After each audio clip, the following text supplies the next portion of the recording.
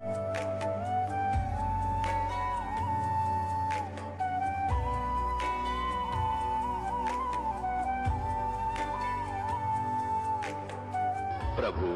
राम देव भगवान अल्लाह खुदा ईश आदि नाम एक ही शक्ति के हैं। वो कैसा है, कहां है, कैसे मिलता है, किसने देखा है?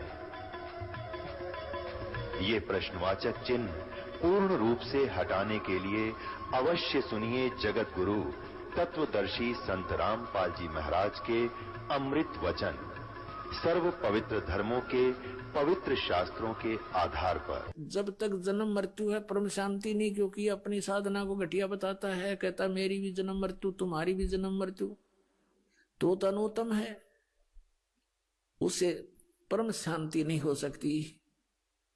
फिर बताया है 15वें अध्याय के 1 से लेकर 4 में, जैसा कि अभी आपको कंसेप्ट क्लियर हो गया कि रजगुण ब्रह्मा, सतगुण विष्णु, तमगुण शिव जी भी है। यहां बताया है कि उल्टा लटका संसार रूपी वृक्ष है और इसके ऊपर को जड़, नीचे को तीनों गुण रूप विशाखा है। गीता ज्ञानदाता कहता है कि मैं इसके विषय में यहां गीता में विचार काल में आपको कुछ नहीं बता पाऊंगा, क्योंकि इसका आदि और अंत यानी सृष्टि रचना से मैं परिचित नहीं हूं, क्योंकि पूर्ण परमात्मा सत्य पुरुष ने जो सृष्टि रची और ये काल भी उसी ने रचा है।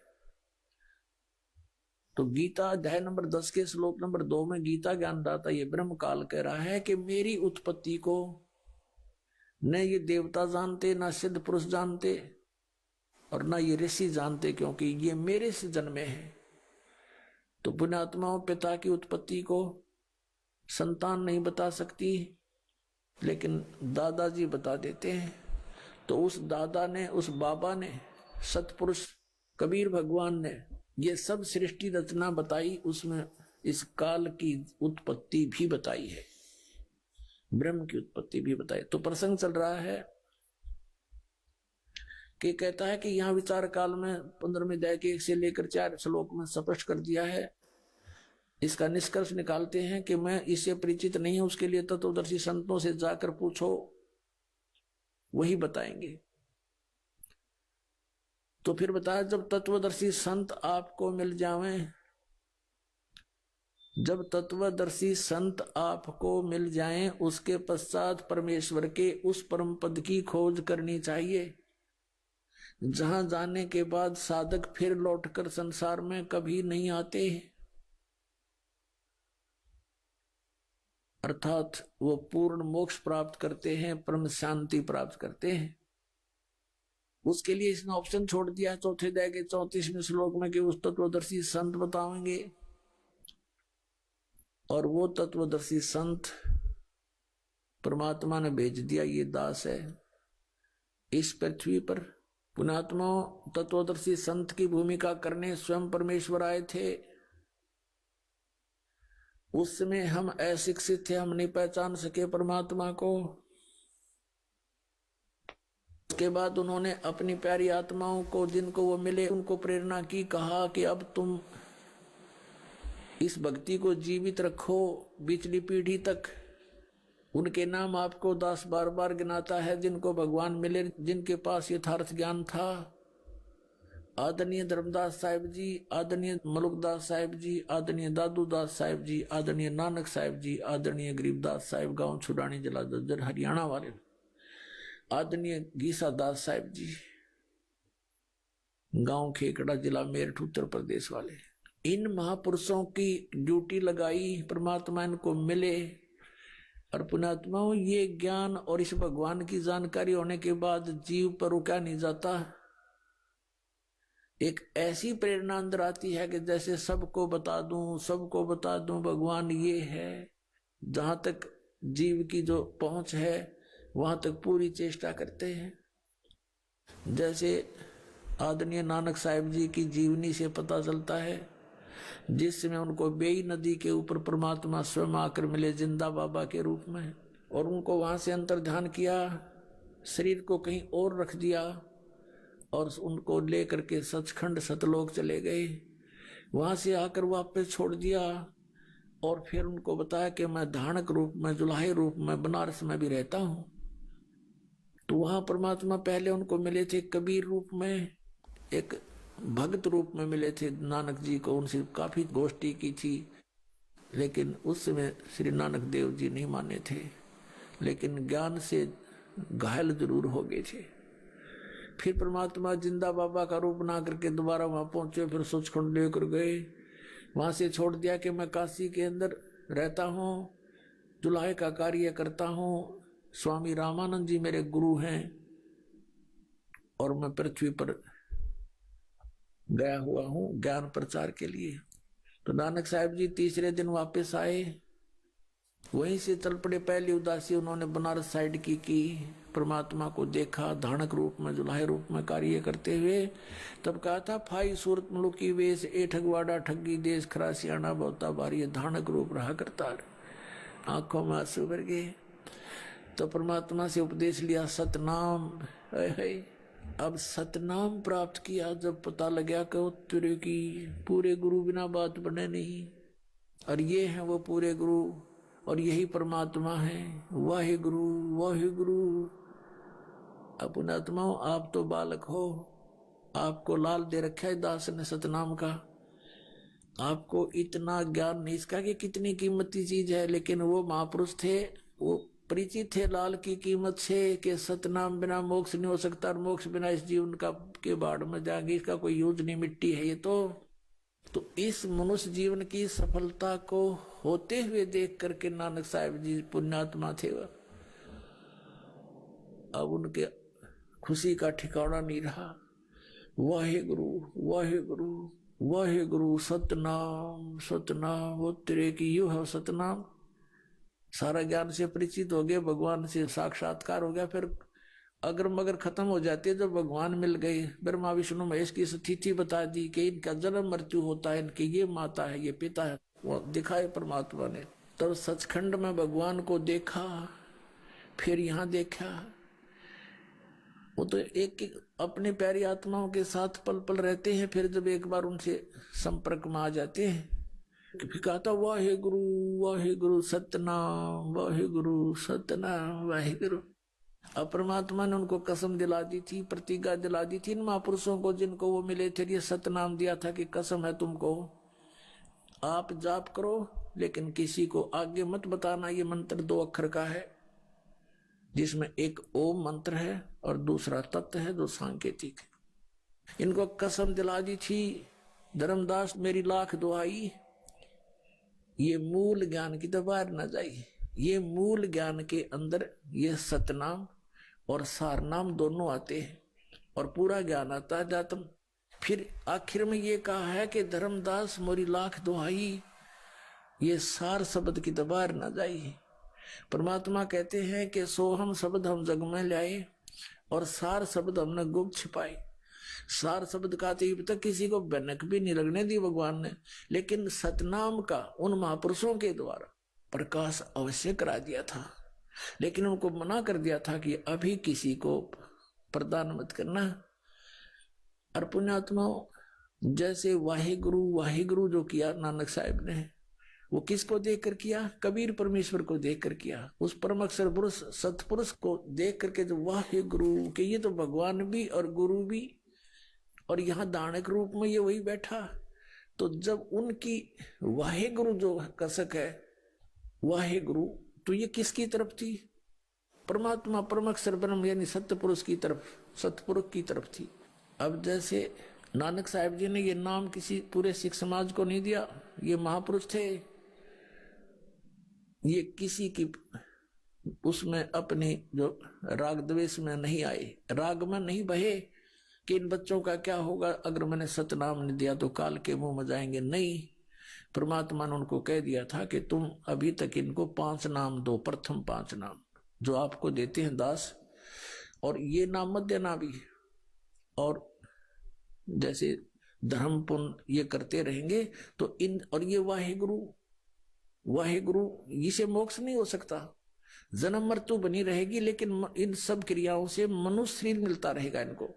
तो इस भक्ति को जीवित रखने के लिए इन महापुरुषों से प्रयत्न कराया नानक साहिब जी की जीवनी देखो, उसमें बाई बाले वाली जन्म साखी में कहाँ कहाँ गए, सिद्धों की आंखें खोलने की चेष्टा की, लेकिन वो मान बड़ाई के भूखे थे, वो फेल भी हो जाते थे नानक साहिब जी के सामने की तत्व ज्ञान के आगे, लेकिन हार स्वीकार नहीं करते थे।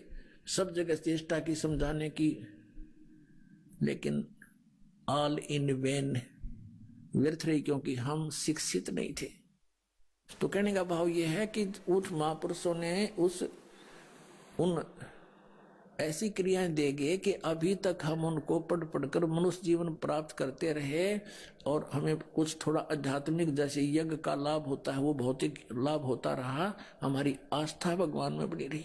अब वो पूरे सिख समाज में इवन जो नीचे के 10-9 गुरु थे उनको भी सतनाम प्राप्त नहीं था, और सतनाम बिना मोक्ष नहीं।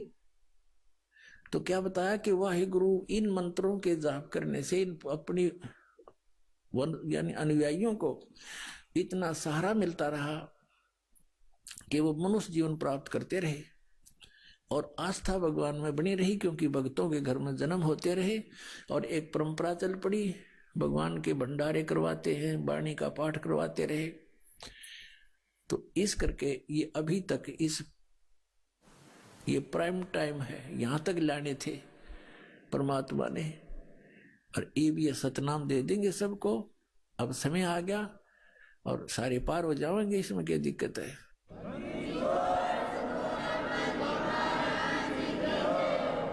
तो क्या बताया था उन्होंने, वाहिगुरु वाहिगुरु। अब एक उदाहरण, क्योंकि संतों के जो कोड वर्ड है पुण्यात्माओं, ये बालकों के समझ में नहीं आ सकते, इसलिए जैसे पवित्र गुरु ग्रंथ साहिब है, पवित्र गीता जी, पवित्र वेद, श्रीमद् भगवत गीता जी, इनमें पवित्र पुराण, पवित्र कुरान, बाइबल, इनको समझने के लिए सतगुरु की आवश्यकता पड़ेगी। अब कोई इन्हीं तक सीमित रहे तो उससे बात बने नहीं, स्वयं निष्कर्ष जीव नहीं निकाल सकता। अपने सतर पर जीव की सोच, जैसे अध्यापक की आवश्यकता होती है सिलेबस को समझाने के लिए, तो स्टूडेंट नहीं समझ सकते उसको, वो तरीके समझाने के उस टीचर को ही पता होता है। सिलेबस वही होता है, बच्चे भी पढ़ते रहते हैं लेकिन वो नहीं समझ सकते। ऐसे ही स्वयं किसी भी सदग्रंथ का अध्ययन करते रहने से और बिना गुरु के जीवन व्यर्थ हो जाता है। अब जैसे वाहे गुरु का नाम दे गए वह, लेकिन सतनाम मना कर दिया, खबरदार। भाई बाले वाली जन्म साखी में एक अध्याय है समुद्र की साखी, तो उसमें नानक साहिब जी और बाला और मर्दाना दो उनके सेवक जो हरदम साथ रहते थे, उन्होंने प्रार्थना की, ए गुरुदेव हमें लंका दिखाओ। उनसे कहा कि आंखें बंद करो, आंखें बंद करके खोली तो समुद्र पर खड़े थे किनारे पर। श्री नानक देव जी ने कहा कि तुम मेरे पीछे पीछे वाहिगुरु करते हुए आ जाओ। आगे चल पड़े, जैसे पृथ्वी पर चलते ऐसे समुद्र पर चलने लगे। बाला और मर्दाना तो वाहिगुरु जप रहे हैं, और नानक साहिब जी 2 अक्षर का वो नाम जाप कर रहे हैं, सतनाम। लेकिन उनको विधि नहीं बताई, बोल के सुना दिया। अब बोल के सुनाने से उनको क्या हुआ कि मर्दाना ने सोचा जब गुरुजी जो नाम जाप करे मैं भी वो क्यों ना करूं। वाहिगुरु छोड़कर वो सतनाम जाप करने लग गया 2 अक्षर का, और वो डूबने लग गया। तब नानक साहिब जी ने कहा कि मर्दाना तू वो जाप कर, वाहिगुरु जो मैंने व्याख्या है, मेरी नकल मत कर। गुरु की नकल नहीं करनी चाहिए, गुरु जी की करने की तरफ नहीं देखा है, वचन पर डटना शिष्य का कर्तव्य होता है। अब फिर उसने वाहिगुरु शुरू किया तो वो फिर जल पर थल की तरह चलने लगा। अब ये झटका क्यों दिया नानक साहिब जी ने? पुणात्मा आप तो बालक हो, बालक बुद्धि है आपकी, बच्चे हो भी। ये इसलिए झटका दिया था कि यदि इस सतनाम का भेद खुल गया 2 अक्षर के का, काल के दूत काल भेजेगा, क्योंकि वो ठीक का समय अभी दूर है। ये है वो ठीक का समय। 1951 से ये ठीक का समय शुरू हुआ है। सोच लो दास का जन्म हुआ जब से। और उसके बाद भारतवर्ष आज शिक्षा हुई भारतवर्ष में, और एकदम शिक्षा की बाढ़ सी आ गई। और शिक्षा बिना हम सदग्रंथों को देख नहीं सकते, समझ नहीं सकते।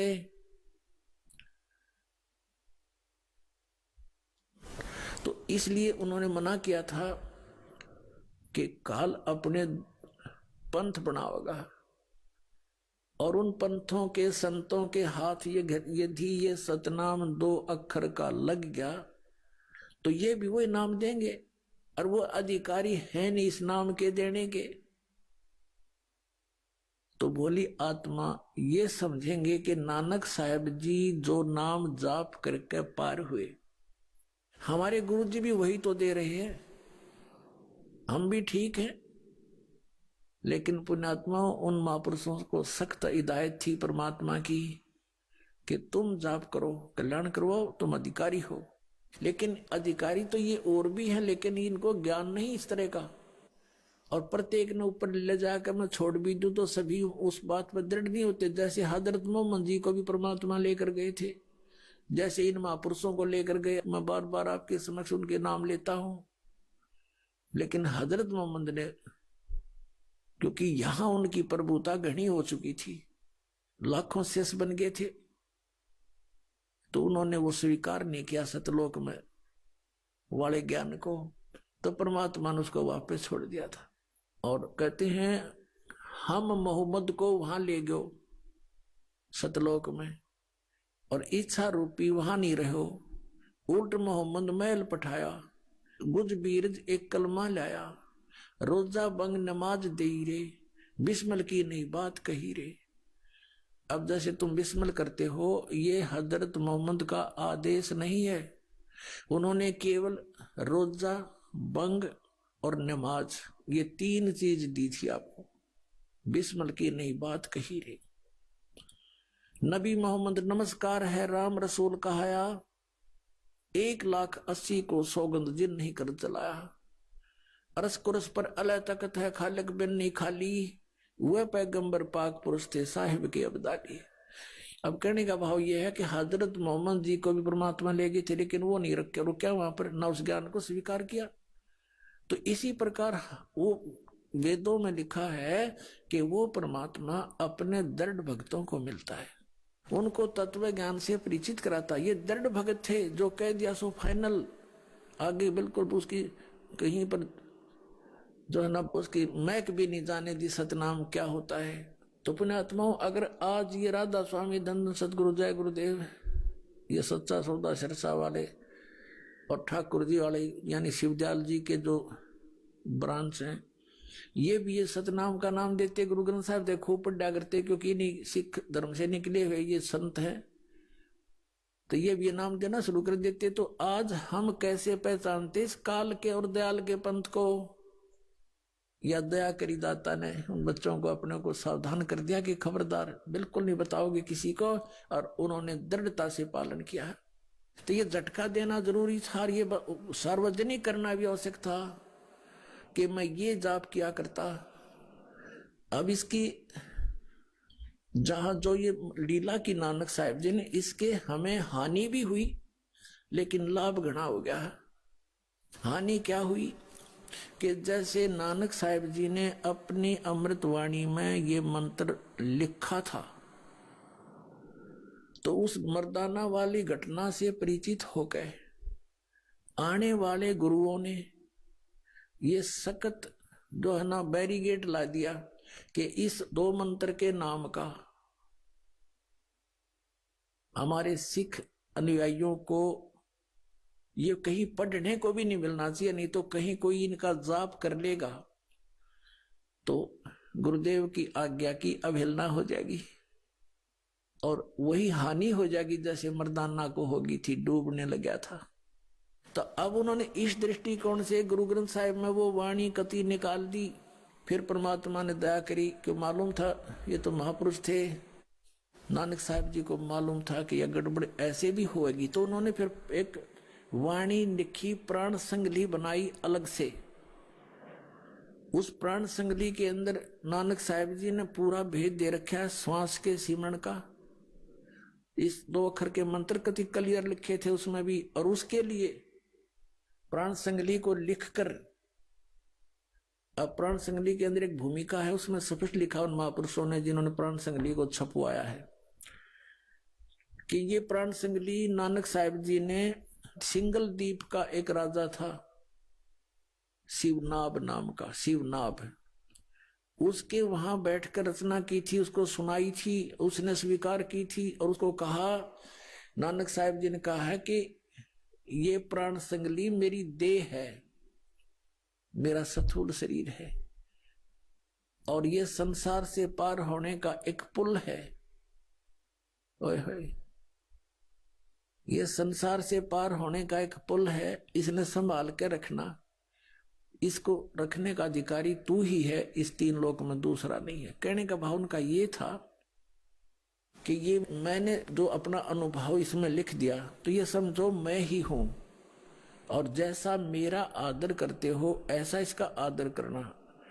और कहने का भाव ये नहीं था कि इसी को मत्था टेकते रहना, इसमें लिखा ऐसे करना, नहीं। उसका उद्देश्य ये था कि इसको श्रद्धा से रखना, आम आदमी को मत देना कि अनादर कर देंगे, किसी के गलत के हाथ लग जाएगा। तो फिर उन्होंने ये भी लिखा है कि फिर मेरा कोई सिख आवेगा और इसको दे देना। तो क्या हुआ इतिहास में थोड़ा दिखा देता हूं आपको। तो फिर क्या हुआ, थोड़ा मौखिक बताता हूं, फिर आसानी से समझ में आओगे।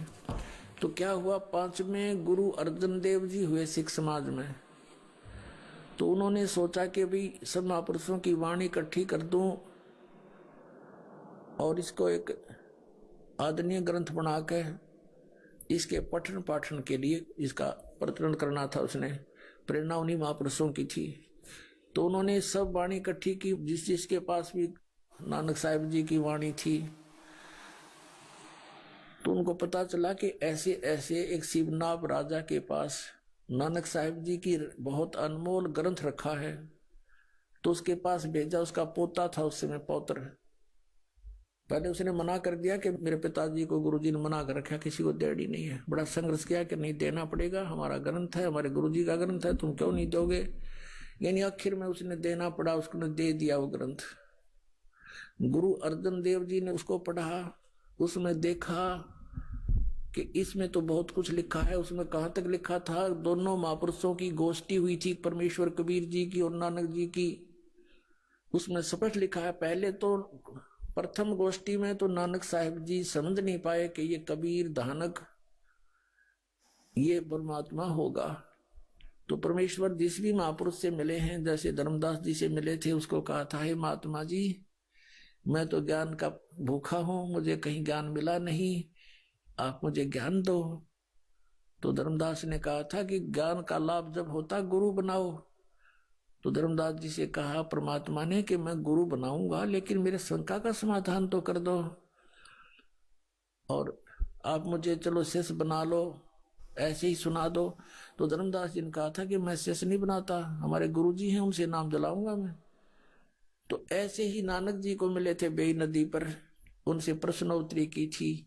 नानक साहिब जी ने भी यही कहा था कि गुरु बिन मोक्ष नहीं होता, आप गुरु बनाओ। परमात्मा ने कहा ठीक है, आपसे बड़ा कौन गुरु हो सकता है मेरा, मैं आपको गुरु बनाता हूं, मुझे ज्ञान बताओ, मेरे प्रश्नों का उत्तर दो, समाधान करो। तो ये प्रश्नोत्तरी हुई थी। तो परमात्मा ने उनसे प्रश्न किया था, क्योंकि नानक साहिब जी का जन्म पवित्र हिंदू धर्म में हुआ था। कालूराम मेहता खत्री ये इनके पूज्य पिताजी थे। और नानक साहिब जी को एक ब्रजलाल नाम के पांडा पढ़ाने आया करता था, गीता पढ़ाता था ब्राह्मण। और श्री कृष्ण जी और विष्णु जी को, शंकर भगवान को ये अपना प्रिय इष्ट मानते थे, गीता जी को सही मानते थे। तो गीता जी के अंदर प्रमाण बताए पर नानक साहिब जी को कबीर साहब ने कि ऐसे ऐसे लिखा है। वो तो कहता मेरा जन्म मृत्यु होती है, वो सारी रेफरेंस दिए उसको। तो नानक साहिब जी उस समय नहीं माने थे, लेकिन घायल हो गए थे, जख्मी हो गए थे कि ज्ञान सच्चा है।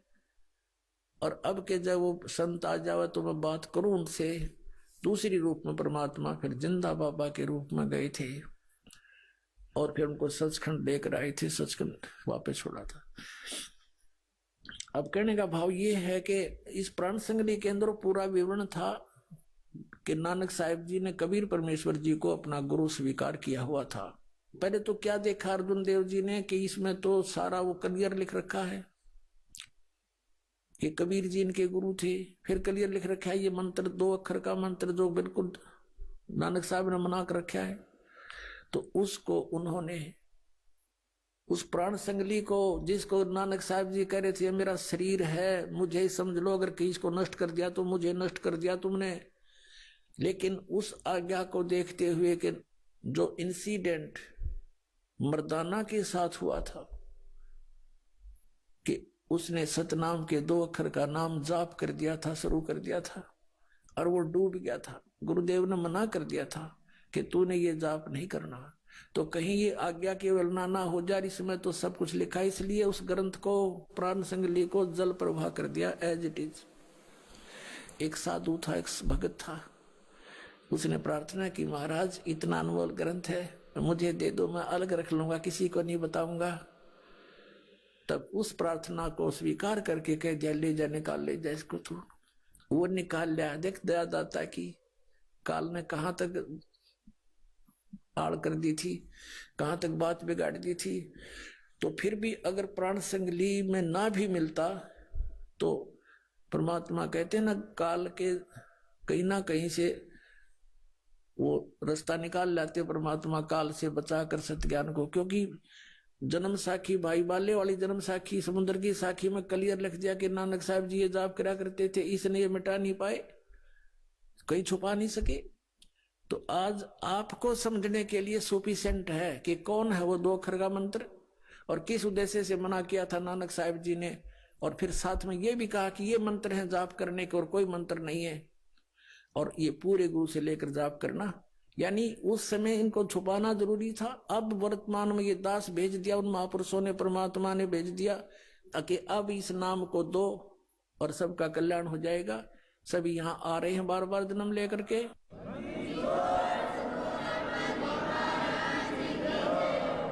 अब दिखाता हूं आपको इतिहास ये प्राण संगली के साथ कैसा हुआ। ये देखिएगा श्री गुरु नानक साहिब की प्राण संगली सटीपन, प्रथम भाग श्री गुरु नानक साहिब विरचित। श्री नानक साहिब ने अपने कर कमलों से रची है प्राणों का अपूर्व कवच, जो सूरत शब्द योग साधन में अमोघ तारों से रचा हुआ है। आगे देखो ये कहां से छपा है। प्रकाशक है वेलविडियर प्रिंटिंग वर्क्स। ये 56A/13 मोतीलाल नेहरू रोड इलाहाबाद से। इसके संपादक कौन है ये देखिएगा। ये है श्री संपूर्ण सिंह। श्री संपूर्ण सिंह तरन तारण पंजाब से। इन्होंने इसकी भूमिका में क्या लिखा है देखिएगा। पहले आवश्यक सूचना पढ़ते हैं। गुरु नानक साहिब जी ने यह अपूर्व ग्रंथ प्राण संगली किस अवसर पर सिंगला द्वीप में वहां के परम भक्त राजा शिवनाभ जी को उपदेश करके बख्श दिया, और फिर उनकी 5वीं गद्दी के अधिष्ठाता गुरु अर्जन देव जी ने उसे कैसे सिंगला द्वीप से मंगवाया था और किस कारण से उसे गुरु ग्रंथ साहिब के संग्रह से अलग रखा। इसका वर्णन गुरु नानक साहिब के जीवन चरित्र में दूसरी यात्रा के आखिर के हिस्से में और टिप्पणकार के निवेदन में लिखा है। गुरु नानक साहिब ने यह अनमोल ग्रंथ नाम प्राण संगली क्यों रखा? यह तो पक्के तौर पर वही कह सकता है जिसकी गति उनकी सी हो। ओए होए होए, कहते ये क्यों नहीं गुरु ग्रंथ साहिब में प्राण संगली को जोड़ा? इसके विषय में तो वो ही बता सकता है जिसकी गति उनकी सी हो। यानी नानक साहिब जैसे महापुरुष होंगे वही बता सकेंगे कि किस कारण से प्राण संगली को गुरु ग्रंथ साहिब मना लिया। तो भी कुछ लखावा उसका उनके उस वचन से होता है जो कि निज मुख से उन्होंने राजा शिवनाभ से कहा। ई ग्रंथ मेरी देह है, मेरा स्थूल रूप है, प्राणों मेरिया का संग्रह कहे कवच है, जगत समुद्र का ई पुल है, जगत से पार करने का इसके अंदर जो मार्ग लिखा है वो समझो पुल है। ई प्राण संगली मैं तैनू बख्शी है, ये ई अजर वस्तु है, सोते ही जरी है, यानी तू इसके योग्य है, तूने विश्वास किया इसके ऊपर। ई प्राण संगली अमृत प्रवाह है और तेरे ही मुख विखे प्रवेश हुई है, होर तिन लोकां विच इस वस्तु ਨੂੰ संभालता कोई नहीं, ताते प्राणों विखे प्राण संगली रखनी। इस वचन से स्पष्ट होता है कि यह ग्रंथ प्राणों का संग्रह रूप है। ये टिप्पणी करने वाला जो विवेचन करता है वो अपनी सोच बता रहा है। संभव है कि इसको गुरु ग्रंथ साहिब की जिल्द में शामिल न करने की वजह यही हो कि गुरु अर्जन देव जी ने समय अनुसार इसे हरेक छोटे बड़े की दृष्टि में लाना उचित न समझा। अब बहुत कुछ तो यह क्लियर इसने कर दिया इस टिप्पणी करने वाले ने कि हो सकता है इस प्राण संगली को गुरु ग्रंथ साहिब में श्री अर्जुन देव जी ने इसलिए नहीं रखा होगा कि ये नहीं चाहते होंगे कि ये किसी छोटे बड़े की नजर में आवे, इसमें लिखा हुआ वर्णन है। तो फिर इसमें यह भी लिखा है कि ये तो वही बता सकता है कि क्यों नहीं शामिल की गई जो उन्हीं जैसी गति का होगा, उन कैसा ही होगा। तो पुण्यात्मा इसका ये अभिमान ना करना, परमात्मा की दया है आपके ऊपर, इस दास को इस योग्य बनाया कि इन सदग्रंथों को दास समझ रहा अच्छी तरह। इसका यही कारण था कि इसके अंदर ये 2 अक्षर का मंत्र लिखा हुआ था और बहुत अच्छी तरह इसके अंदर इसके सिमरण की विधि भी बता रखी थी। अन्य जो शेष गुरुओं ने, गद्दी नसीनों ने ये समझा कि यदि इस प्राण संगली को as it is Guru Granth Sahib में रख लिया तो सब पढ़ लेंगे, सब जान जाएंगे, जाप करा करेंगे तो गुरुदेव की आज्ञा का उल्लंघन हो जाएगा। फिर आगे दिखाते हैं निवेदन में, कमाल कर दिया। ये है निवेदन इसी की। अभी आपने आवश्यक वो पढ़ा था सूचना, अब ये है निवेदन। श्री गुरु नानक साहिब के 5वें स्थान पर श्री गुरु अर्जन देव जी हुए हैं, जिन्होंने गुरबाणी की बीड़ बांधते समय भाई पैड़ा नामी एक शिष्य को सिंगला दीप भेजकर शिवनाभ के पौत्र के पास से ये ग्रंथ मंगवाया था, जिसे किसी कारण विशेष से श्री गुरु ग्रंथ साहिब की बीड़ में रखना उचित न समझकर सर्वथा ही जल प्रवाहित कर दिया था। यानी कति सारा का सारा जल प्रवाह कर दिया था। अब देखो पुण्यात्माओं, जो कि एक परम प्रेमी साधु की अत्यंत प्रार्थना से द्रवीभूत हुए गुरु साहिब के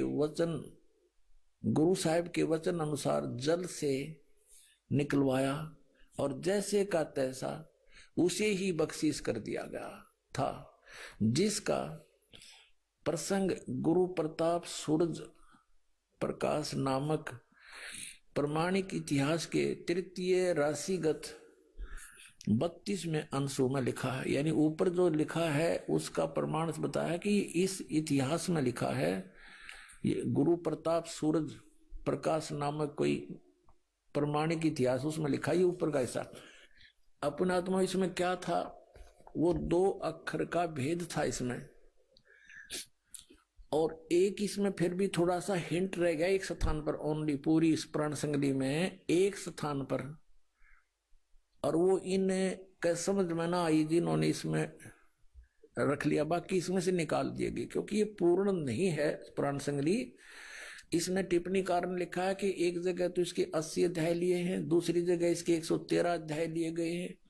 फिर ये भी संकेत बताया गया कि इसमें 160 अध्याय थे और अब तक ये केवल 113 ही प्रकाश में है, तो बाकी कहाँ गए, तो वो नहीं लिए गए। इसमें क्या लिया गया वो थोड़ा बताता हूं, वो भी इनको समझ में आना, योग के अक्षर है। अब ये तो आपने भाग 1 पढ़ाई, भाग 2 दिखाते हैं। ये 2 भागों में लिखी है संपूर्ण सिंह जी ने। ये भाग 2 है और इसमें ये वहीं से प्रकाशित है। ये द्वितीय भाग है इसका। इसके 103 पृष्ठ पे दिखाता हूं आपको। ये देखिए 103 पृष्ठ पे ये प्राण संगली, ये यहां से शुरू होता है। ये राग भैरव है। मेला पहला जहां हो समझो गुरु नानक देव जी के सीधे वचन है। इसमें क्या लिखा है 103 पृष्ठ पे दूसरा भाग। इसमें लिखा है कि साध संगत मिलिया मन माना और ना मैं ना, ये ओम है स्पष्ट, ये ना मैं ना है, यो है इसके साथ लगना था, ये गलती से इसके साथ लग गया, नहीं इसका हूं समझ लिया हूं। ये है ना मैं ना ओम सोहम जाना है। यहाँ इस ना का अर्थ है नाम, तेरा के ना है, जैसे हम सिंपल भाषा में बोलते हैं और पंजाब क्षेत्र में भी यही बोलते हैं, लगभग मिलती जुलती भाषा।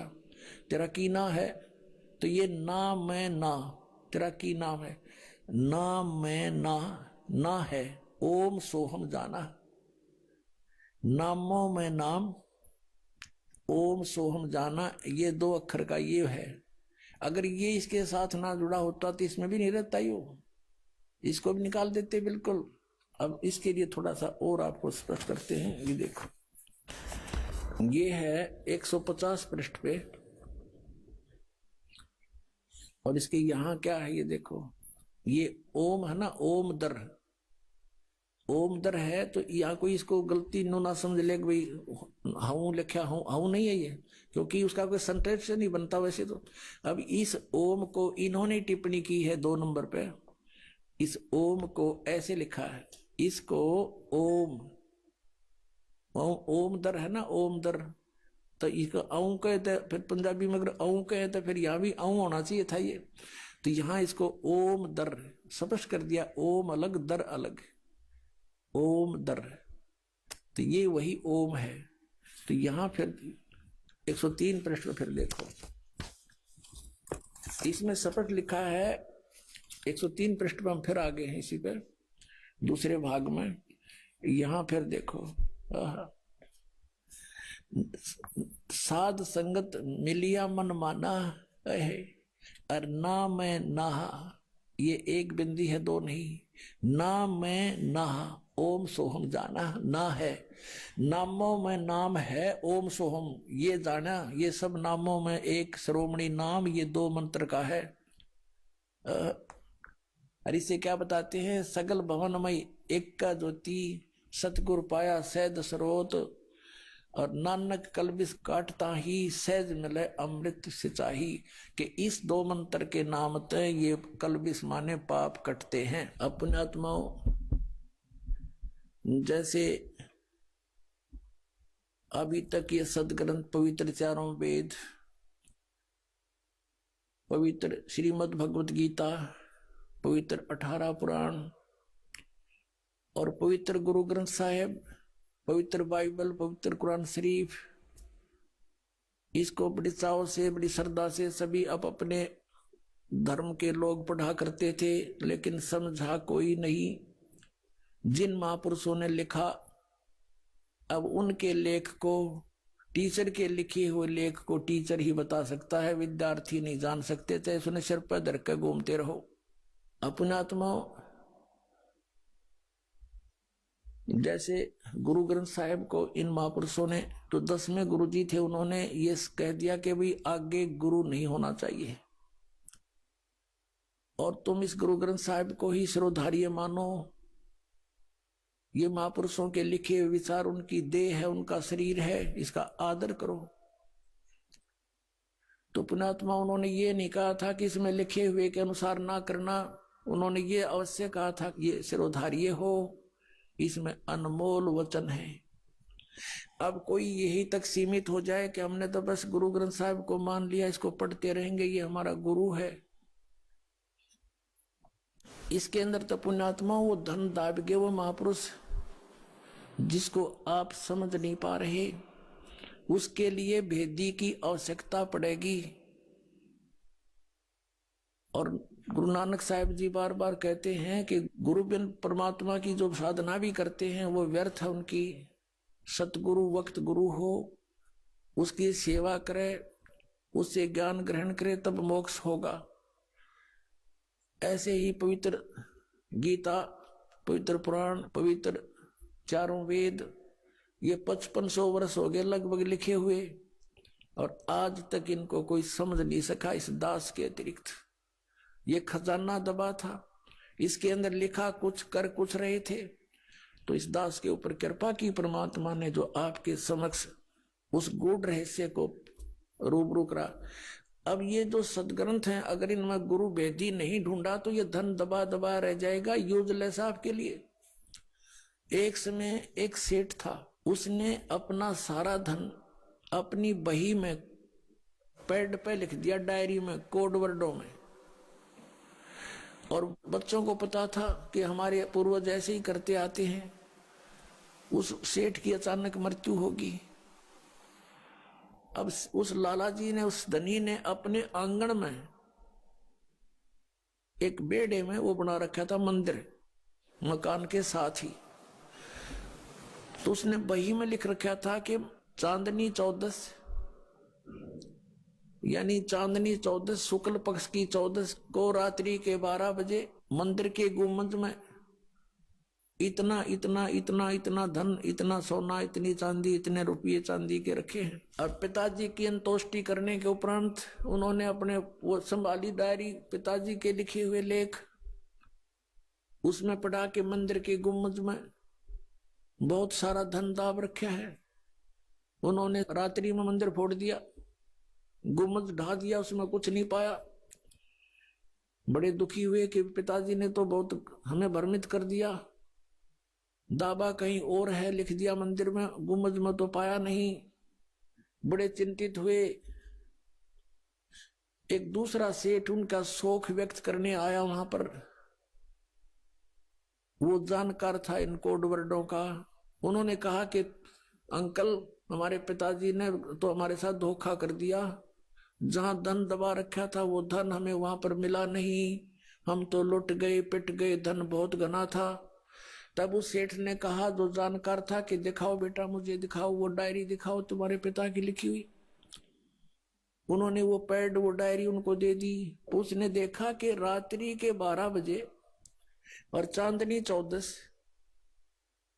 और गुम्बज में धन। वो समझ गया, कहा बेटा इस गुम्बज को फिर बनवाओ। मंदिर का गुम्बज एज इट इज तैयार करवाया। चांदनी 14 आई और उस दिन आकर के उसने उस स्थान पर निशान लगाया जहां चंद्रमा की रोशनी में गुम्बज की छाया थी। आंगन के अंदर वो स्थान था जहां पर धन दबा हुआ था। रात्रि में छाया जहां गुम्बज की जाती थी, वहां निशान लगा दिया कि यहां से खोदो। वो सारा धन पा गया।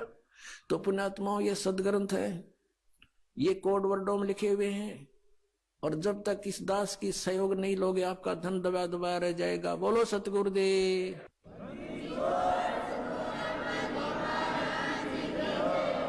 परम पिता परमात्मा पूर्ण ब्रह्म सर्व सृष्टि रचनहार कुल मालिक कबीर परमेश्वर जी की असीम कृपा से आप सभी पुण्यात्माएं सत्संग सुन रहे हैं। परमात्मा की रजा के बिना ये शुभ संदेश आप तक नहीं पहुंच सकता, क्योंकि इस काल भगवान ने जिसके लोक में हम रह रहे हैं, इसने वो सब अपने अस्त्र शस्त्र प्रयोग कर रखे हैं जिससे हम परमात्मा से दूर रहें, परमात्मा की भक्ति हम ना करें। बाकी कुछ भी करो, उसमें बड़ा प्रसन्न रहता है। ये मन कौन है? ये काल है, ज्योत निरंजन है, ये उसका एजेंट समझो। ये नहीं चाहता कि ये आत्मा कल्याण करवा जा, ये चाहता है कि ये कोरी बकवाद करे, इन खिलौनों से खेलता हुआ अपना मनुष्य जीवन व्यर्थ कर जाए। बस फिर 83 लाख प्रकार के इन प्राणियों की योनियों में जाने के बाद फिर इस जीव का काल को डर समाप्त हो जाता है कि अब ये कुछ नहीं कर सकता। केवल मनुष्य जीवन के अंदर ही ये परमात्मा की शुद्ध कर सकता है, साधु संत की शरण में जाकर के ये कल्याण करा सकता है। उसके लिए भी इसने व्यवस्था कर रखी है, अपने नकली दूत भेज रखे हैं, कदम कदम पर मिसगाइड करने वाले इस आत्मा को अनगिन संत बना रखे हैं, मार्गदर्शक बना रखे हैं। सन्मार्गदर्शक केवल एक ही आता है, स्वयं परमात्मा आते हैं। समय समय पर फिर वो अपने कोई हंस को अपने से परिचित करके फिर कल्याण की सेवा देते हैं। तो उस समय वो एक होता है सन्मार्ग बताने वाला, अनगिन होते हैं कुमार्ग पर लगाने वाले। तो ये भोली आत्मा भगवान को पहचान नहीं पाते और असली और नकली संत की पहचान भी ये नहीं कर पाते। इसलिए परमेश्वर ने ये समय दिया है कलयुग का, ये वो प्राइम टाइम है, ये वो शुभ समय है कि ये प्राणी अपना कल्याण करा सकता है और सचखंड जा सकता है। आइए अब हम उन श्रद्धालुओं के अनुभव जानते हैं जो जगत गुरु तत्वदर्शी संत रामपाल जी महाराज जी से दीक्षा प्राप्त कर चुके हैं तथा उनके द्वारा बताए गए भक्ति मार्ग पर चल रहे हैं। नमस्कार जी। सत साहेब जी। क्या नाम है जी आपका? मेघा दासी। मेघा जी, आप कहाँ के रहने वाले हैं? कानपुर देहात सिकंदरा से। मेघा जी, संत रामपाल जी महाराज से आपने नाम दीक्षा कब ली? संत रामपाल जी महाराज जी से हमने 17 मई 2015 को ली थी। संत रामपाल जी महाराज से नाम दीक्षा लेने से पहले क्या आप कोई भक्ति साधना भी करते थे? जी हाँ, हम गायत्री परिवार से जुड़े हुए थे। 24 साल से हमारे मामा और पिताजी सभी पूरा परिवार गायत्री परिवार जी से जुड़ा हुआ था।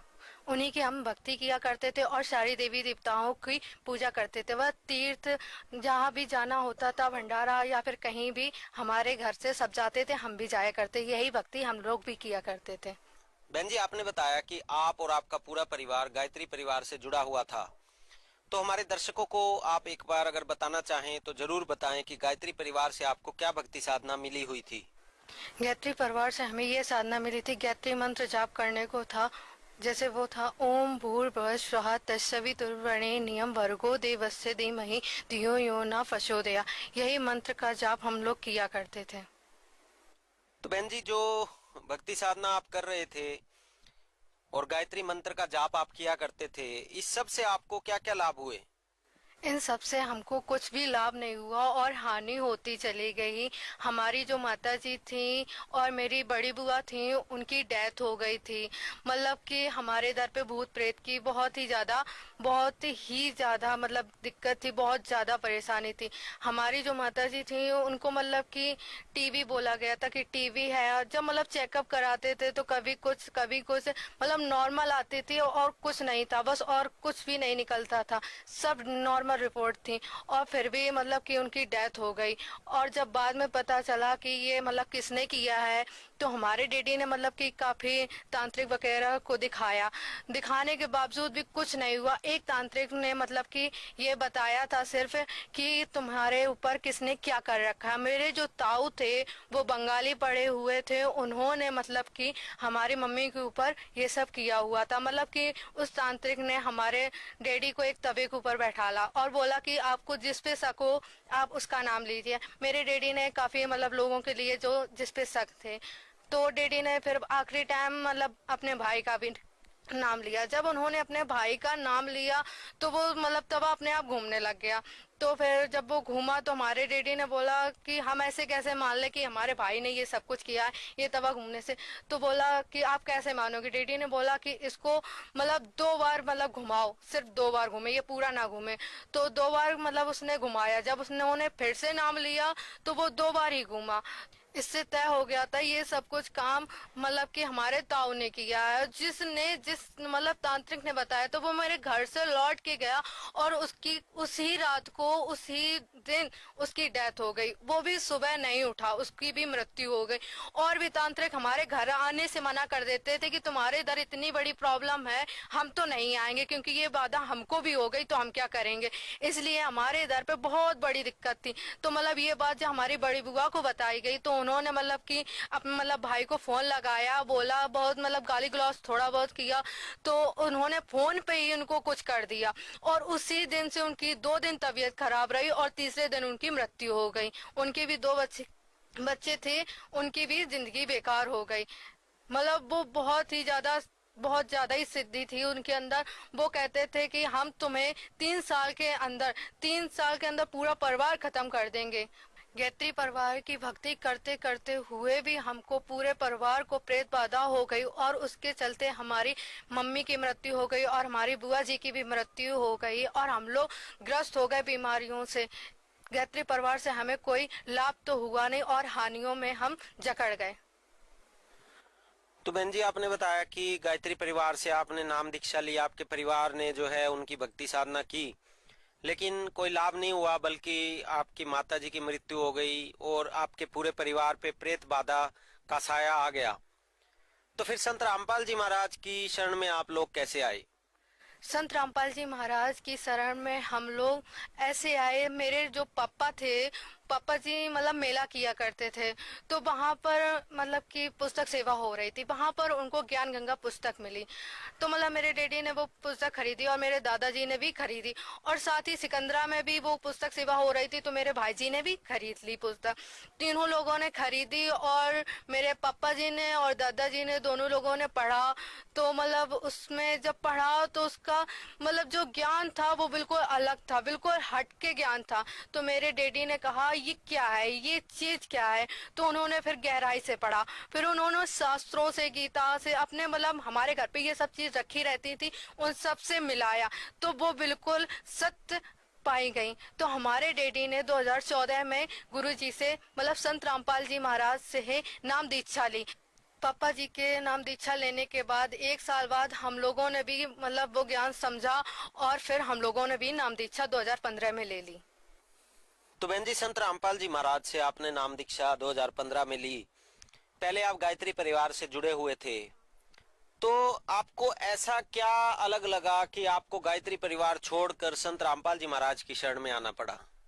मतलब जो गायत्री परिवार में जो साधना बताई जाती थी वो शास्त्र अनुकूल नहीं थी, वो शास्त्र विरुद्ध थी। और जो संत रामपाल जी महाराज मतलब ज्ञान बताते हैं वो बिल्कुल शास्त्रों से, वेदों से मिलता हुआ है।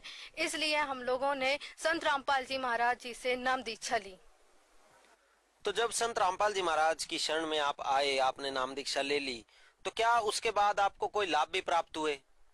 जी, हमें सबसे पहले लाभ तो ये हुआ कि हमको मोक्ष मार्ग मिल गया और फिर लाभ इतने हुए कि हम गिनाने बैठ जाएं तो रात से दिन हो जाए, दिन से रात हो जाए, गिना ना पाए। फिर भी हम कुछ मतलब लाभ बताएंगे आपको। जैसे हमारे मतलब घर में भूत प्रेत की बहुत ज्यादा बाधा थी, अघोरी इस टाइप की मतलब बहुत ज्यादा ही मतलब बाधा थी हमारे घर में, मतलब ज्यादा ही दिक्कत थी। तो उसके बाद जिस दिन हमारे पापा जी मतलब नाम दीक्षा लेके आए, उन्होंने घर में जब ज्योति जलाई तो हम लोग छत पर थे और मतलब ज्योति जलाई, आरती की, पापा लोग बाहर गए और मतलब इतना तेज धुआं निकला, इतना तेज धुआं जाल से निकला ऊपर की ओर। हम लोग कहें ये क्या है, क्या आग लग गई, नीचे क्या हो गया। हम लोग भाग के जब नीचे गए तो वहां पर कुछ भी ऐसा नहीं था, कुछ भी। और उससे बहुत ही गंदी स्मेल आ रही थी, वो धुआं बहुत ही अजीब था। फिर उसके बाद हम लोगों ने जब गुरुजी से मतलब ये अरदास लगाई तो हम लोगों को पता चला कि ये कुछ भी नहीं था, जो हमारे घर में भूत प्रेत की बाधा थी वो सब निकल गई। उस दिन के आज दिन है कि हमारे यहाँ पर कोई भी भूत प्रेत की बाधा नहीं है। और सबसे बड़ा लाभ हमारे घर में, हमारे इधर पे हमें सबसे ज्यादा मतलब हमारी तबीयत खराब रहती थी। हम टाइफाइड, कभी कुछ मतलब कि पीलिया इलिया, हमें मतलब बहुत ज्यादा तबीयत खराब रहती थी। एक बार हमारी मतलब सांस रुक गई थी ऐसे ही, तो हमारे घर वाले लेके गए। जब मेरे घर वाले लेके गए तो उन्होंने मतलब कि दिखाया तो मतलब डॉक्टर ने बोल दिया ये हमारी बस की बात नहीं है, आप इसे कहीं और ले जाइए।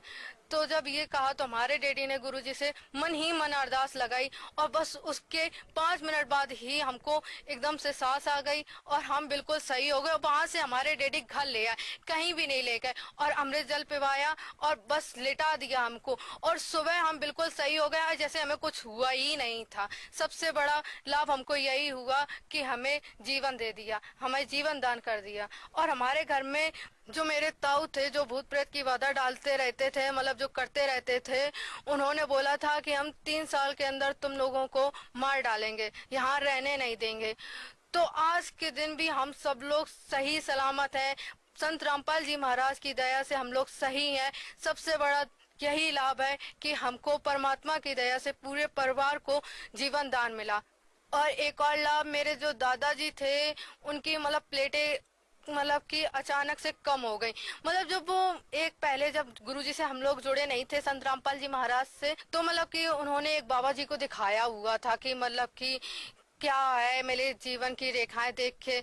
जब उन्होंने दिखाया तो उन्होंने बताया था कि आपकी 80 साल की उम्र में आपकी मृत्यु हो जाएगी। और भी लोगों को दिखाया तो वो बात सही भी हुई थी। तो ऐसा ही हुआ, मेरे जब दादाजी 80 साल के हुए तो उनको डेंगू हुआ और उनकी ब्लड प्लेटें कम हो गई थी। जब वो कम हुई तो उन्होंने मतलब कि पापा जी से मतलब बोला, तो दादाजी ने कहा कि देखा मुझको चल के प्लेटें कम हो गई हैं मेरी, तो प्रॉब्लम हो गई है। तो ठीक है, मतलब कि पापा जी बोले ठीक है। जब हॉस्पिटल गए उन्होंने कहा कि कुछ नहीं, अभी इनको दिखाओ जाके, यहाँ तो नहीं हो पाएगा, कानपुर ले जाओ इनको। तो कानपुर ले जाओ। फिर हमारे डैडी ने मतलब पापा जी ने बोला कि नहीं, कानपुर नहीं ले जाते, आपको घर ले चलते हैं। जब घर ले गए उनको तो मेरे दादाजी ने मतलब रो के बस परमात्मा को प्रणाम किया, परमात्मा अब आपके ऊपर है, हम 1 भी रुपए की दवाई नहीं लेके आएंगे। और मेरे दादाजी ने 1 भी रुपए की दवाई नहीं ली। और मतलब उसके दूसरे तीसरे दिन पापा जी फिर से मतलब कि दादाजी को लेके गए और कहा इनकी चेकअप करो। और डॉक्टर ने जब चेकअप किया तो दादाजी की पूरी प्लेटें सही हो चुकी थी, जितनी कम थी पूरी हो चुकी थी। मतलब डॉक्टर भी हैरान था कि ऐसे कैसे हो सकता, हमने 2 दिन पहले ही तो इनकी रिपोर्ट देखी थी, ऐसे कैसे हो गया। तो हमारे पापा जी ने बताया ये सब हमारे संत रामपाल जी महाराज का किया हुआ है, ये हमारे संत रामपाल जी महाराज ने ही चमत्कार किया है। ऐसे ही हमको बहुत से लाभ होते हैं और होते आ रहे हैं। तो बहन जी, आपने बताया कि संत रामपाल जी महाराज से नाम दीक्षा लेने के बाद आपके पूरे परिवार को लाभ हुआ, आपके पूरे परिवार पर जो प्रेत बाधा थी वो दूर हो गई संत रामपाल जी से नाम दीक्षा लेते ही, और आप लोगों को जीवन दान भी मिला। तो जो श्रद्धालु आज आपको देख रहे हैं, आप उन्हें क्या संदेश देना चाहेंगे? संदेश तो हम नहीं दे सकते, बस प्रार्थना कर सकते हैं कि संत रामपाल जी महाराज हैं, वो इस पृथ्वी पर पूर्ण परमात्मा हैं, वो शास्त्र के अनुकूल भक्ति देते हैं। आप खुद अपने वेदों को, शास्त्रों को देख सकते हैं, पढ़ सकते हैं, उनको मिला सकते हैं, ज्ञान गंगा पुस्तक ले सकते हैं और उससे मिलाएं, और आप जान सकते हैं कि संत रामपाल जी महाराज क्या ज्ञान बताते हैं, क्या कहते हैं, वो बिल्कुल सत्य कहते हैं। हम यही प्रार्थना करना चाहते हैं कि आप संत रामपाल जी महाराज जी से नाम दीक्षा लें और मोक्ष कराएं। संत रामपाल जी महाराज से नाम दीक्षा कैसे ले सकते हैं? संत रामपाल जी महाराज जी से दीक्षा लेने के लिए काफी चैनलों पर सत्संग चलता है, उसके नीचे नंबर आते हैं, आप उससे कांटेक्ट करके अपने नजदीकी केंद्र से नाम दीक्षा प्राप्त कर सकते हैं। धन्यवाद जी। सत साहेब।